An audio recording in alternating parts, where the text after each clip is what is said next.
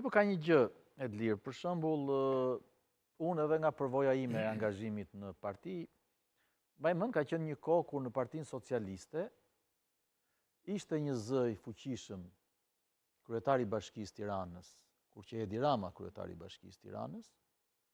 por ishte një zë po kaq i fuqishëm publikisht me individualitetin e vet dhe struktura e Partisë Socialiste të Tiranës dhe kryetari i Partisë Socialiste të Tiranës, i cili nuk e dublonte kryetarin e Bashkisë, përkundrazi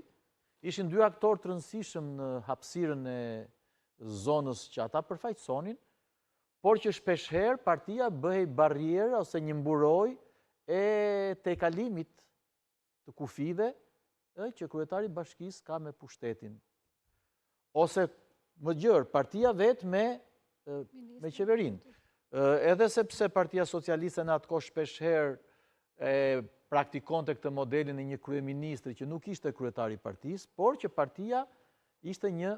institucion i rëndësishëm, një aktor i rëndësishëm në jetën publike dhe politike të vendit për ta mbajtur në një farë mënyrë në një kontroll zbatimin e ligjit dhe autoritetin e pushtetit.